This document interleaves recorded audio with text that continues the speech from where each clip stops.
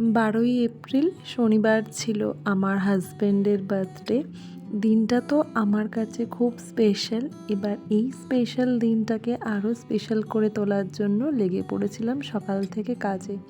হাজব্যান্ডের birthday celebration, সাথে হনুমান জয়ন্তীর পুজো, সব কিছুই নিয়ে থাকছে আজকের এই ভ্লগটা।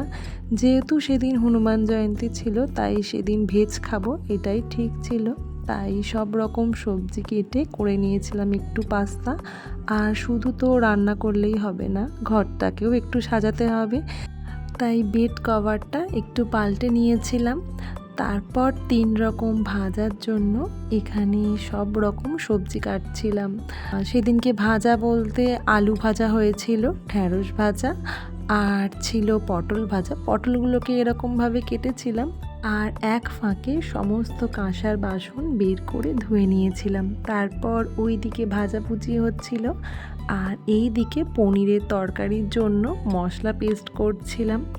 তারপর পোলাওয়ের জন্য এদিকে পোলাওয়ের চালটা রেডি করে রাখছিলাম, আর পনিরটাকেও কেটে নিচ্ছিলাম। তারপর পনিরটাকে ভেজে নিয়েছিলাম তরকারির জন্য, আর এখানে পনিরটাও রেডি। তারপর ক্যাপসিকাম কেটে পনিরের তরকারি বসিয়ে দিয়েছিলাম। এই রেসিপিটার নাম হচ্ছে শাহি ক্যাপসি পনির।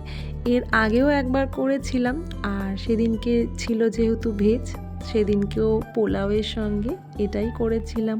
আর আমি যেহেতু রান্নাঘরের সমস্ত কাজ, মানে সবজি কাটাকুটি থেকে শুরু করে সব কিছুই, আর ঘরের কাজ মানে সংসারের যাবতীয় সব কিছুই কাজ আমি যেহেতু একা হাতেই সামলাই, তাই ভিডিওটা এডিট করে ভয়েস ওভার দিয়ে আপলোড করতে অনেকটাই দেরি হয়ে যায়। আশা করি তোমরা সবাই বুঝবে। তো যাই হোক, সেদিনকে পোলাওটা বসিয়ে দিয়ে স্নান সেরেই চলে গেছিলাম পুজো দিতে। এক ফাঁকে পোলাওটাও নামিয়ে নিয়েছিলাম, আর আমার ঘরে হনুমানজির এই বিগ্রহটাকেই পুজো করেছিলাম সেদিন।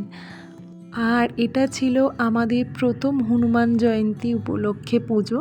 সেদিন আমরা দুজনেই পুজোয় বসেছিলাম, যদিও তোমাদের সাথে পুজোর সব কিছু শেয়ার করতে পারলাম না, কারণ আমার মনে হয় পুজোর এই সময়টা একান্তই নিজের, এটাকে ক্যামেরাবন্দি না করাই ভালো।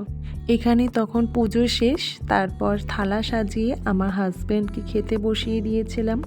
সেদিন মেনুতে ছিল সাদা ভাত, 3 রকম ভাজা, ডাল, পোলাও, ক্যাপসি পনির, পায়েস, রায়তা, মিষ্টি দই।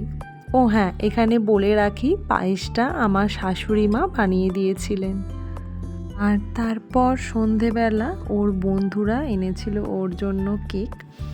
তখন এখানে কেক কাটার তোড়জোড় চলছিল, যদিও ওর বন্ধুদের মধ্যে আরও 4 জন সেদিনকে আসতে পারেনি।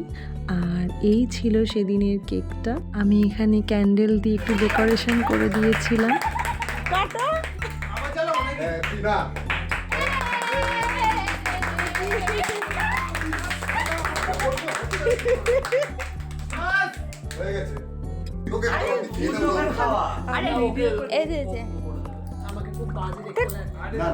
আর সেদিনকে আমার চোখ মুখের হাল একদমই খারাপ ছিল, আমি আসতেও চাইছিলাম না ক্যামেরার সামনে। ওরা আমার জোর করে ভিডিও করেছিল। তারপর চলছিল এখানে কেক খাওয়ানো পর্ব।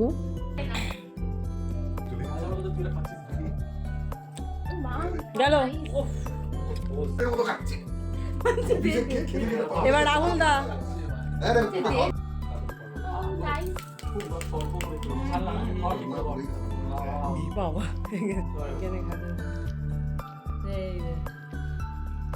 তারপর এখানে চলছিল গল্প আড্ডা। আর সেদিনকে মারাত্মক হাসাহাসি হয়েছিল একটা বিষয় নিয়ে, সেটা নাই বা বললাম। আর এদিকে আমার চোখ মুখের অবস্থা দেখো, একেবারেই জরাজীর্ণ। তারপর ওরা তো বেরিয়ে গেল, যেতে যেতেও সেই একই খিল্লি। দরজা খুলে দরজার বাইরে বেরিয়ে গিয়েও চলছে সেই পাগলের মতো হাসি। দিনটা আমাদের সেদিন এরকমভাবেই কেটেছিল। ভিডিওটা কেমন লাগলো জানিও, ভালো লাগলে একটা লাইক আর শেয়ার করে দিও। টাটা।